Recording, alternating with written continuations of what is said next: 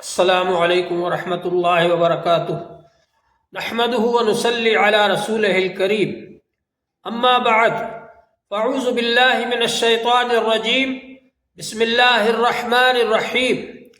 قال اللہ تبارک وتعالی فی القرآن المجید والفرقان الحمید،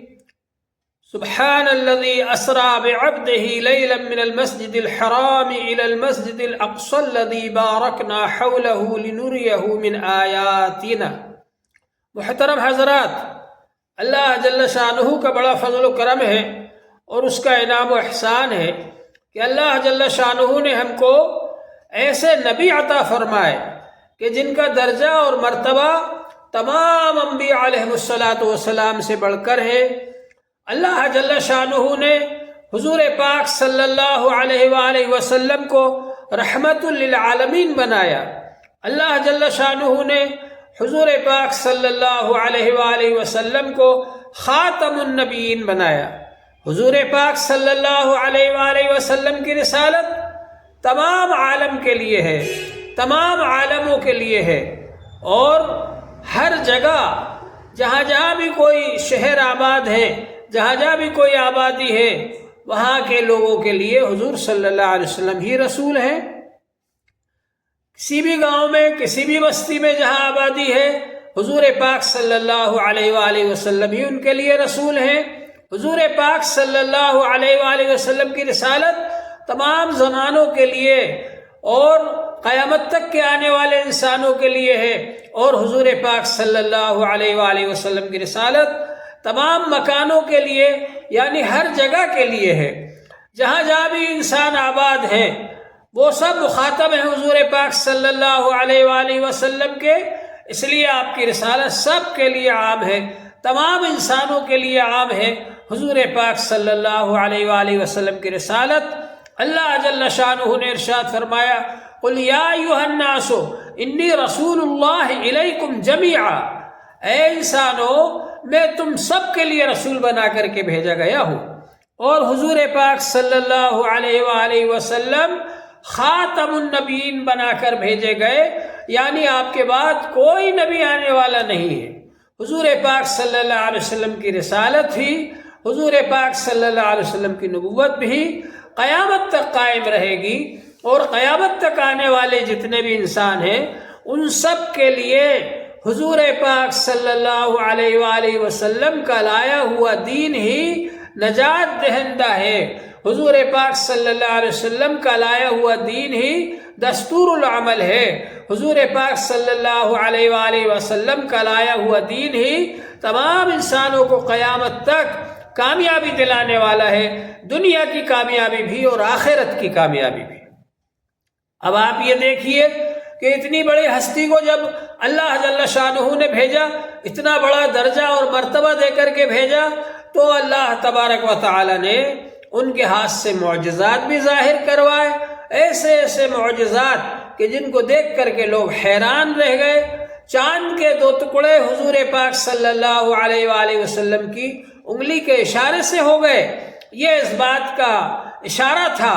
کہ اللہ جل شانہ نے حضور پاک صلی اللہ علیہ وسلم کو بہت بڑا بلند درجہ عطا فرمایا۔ اور آج بھی جب کہ لوگ چاند پر پہنچے تو ان لوگوں نے اس بات کی تصدیق کی کہ وہاں پر چاند میں دراڑ موجود ہے، جو کہ 10 کلومیٹر چوڑی اور 30 کلومیٹر لمبی دراڑ چاند کے اندر موجود ہے۔ اسی طرح سے حضور پاک صلی اللہ علیہ وآلہ وسلم کو اللہ جل شانہ نے معراج پر بلایا۔ یہ سورج ہم سے 9 کروڑ 30 لاکھ میل دور ہے،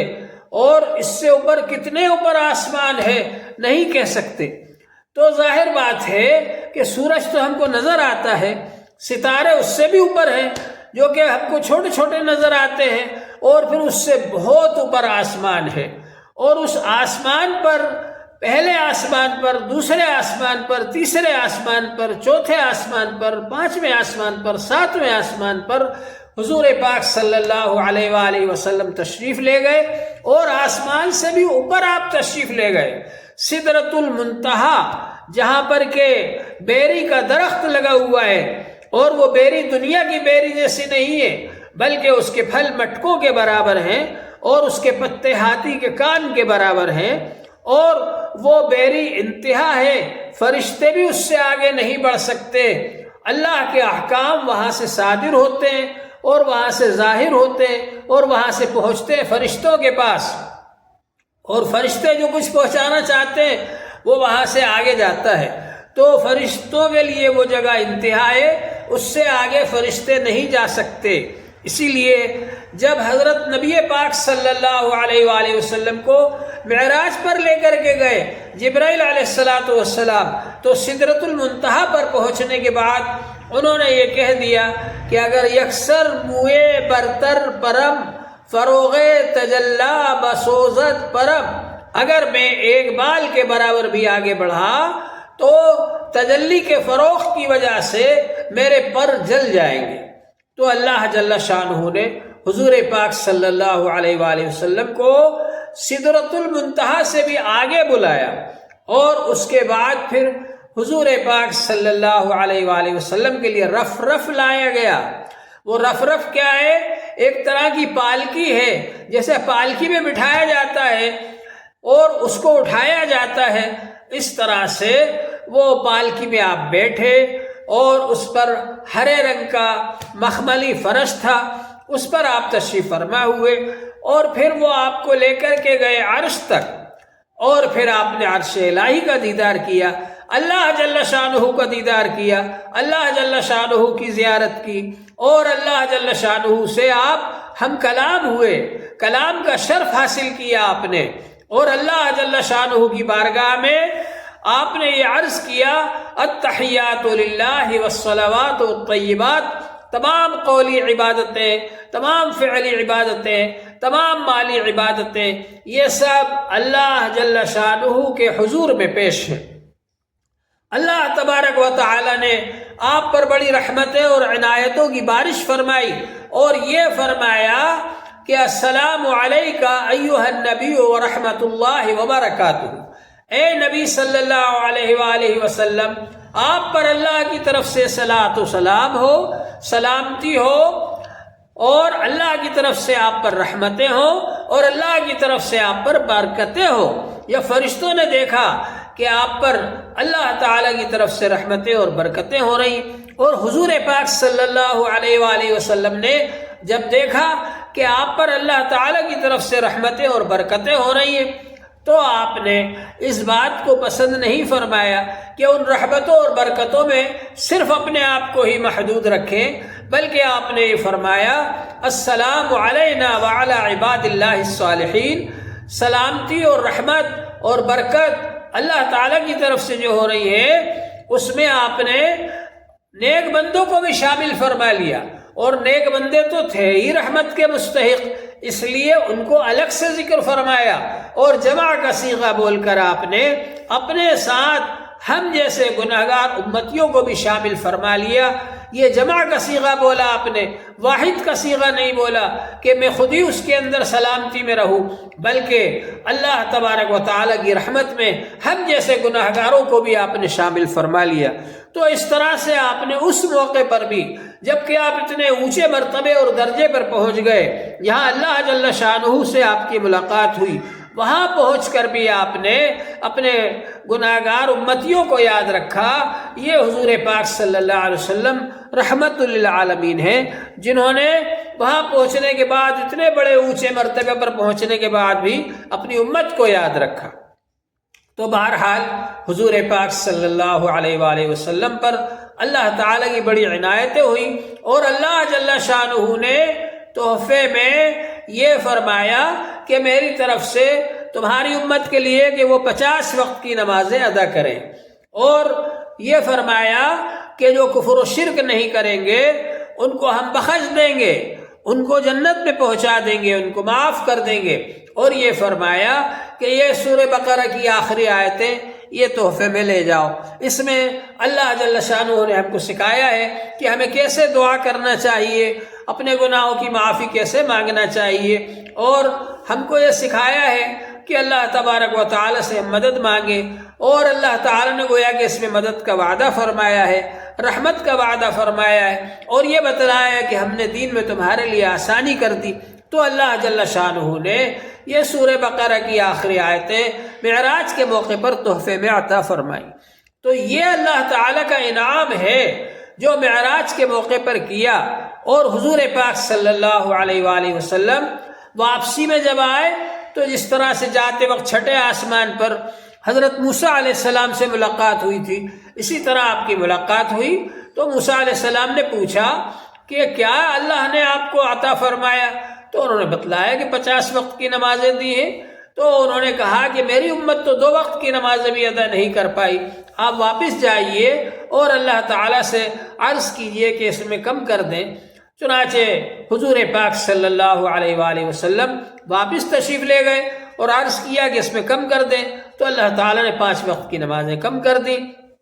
45 وقت کی رہ گئی۔ پھر موسیٰ علیہ السلام کے پاس آئے، پھر انہوں نے کہا اور جائیے آپ اور کم کروائیے، پھر گئے، پھر 5 وقت کی کم ہو گئی۔ اسی طرح سے ہوتے ہوتے آخر میں 5 وقت کی نمازیں بچیں۔ تو اللہ تعالیٰ نے فرمایا کہ میں 5 وقت کی نماز پڑھ بھی 50 کا ہی ثواب دوں گا۔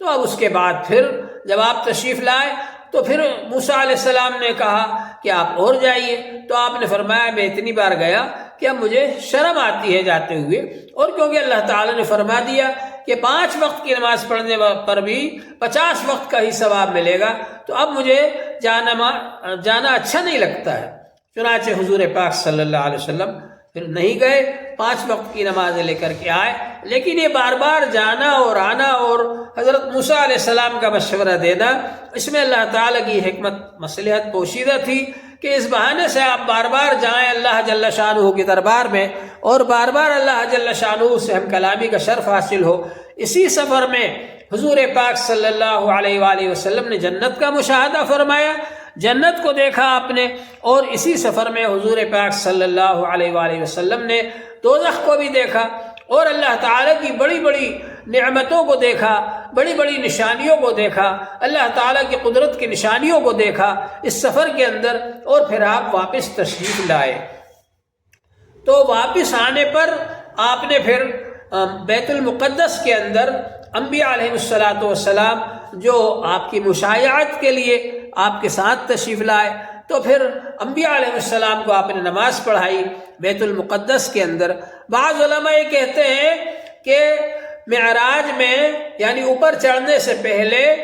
جو اللہ تبارک و تعالیٰ نے فرمایا سبحان الذی اسری بعبدہ لیلا من المسجد الحرام الی المسجد الاقصی، یہ اتنا سفر تو قرآن پاک میں آیا ہے کہ آپ کو اللہ تعالیٰ مسجد حرام سے مسجد اقصی تک لے گئے۔ تو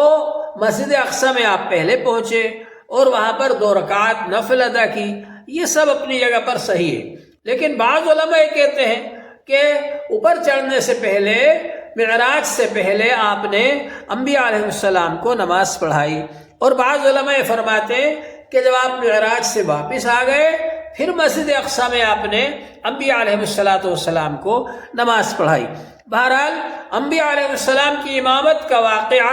یہ معراج کے لیے اوپر چڑھنے سے پہلے کا ہے یا معراج سے واپسی کا ہے، دونوں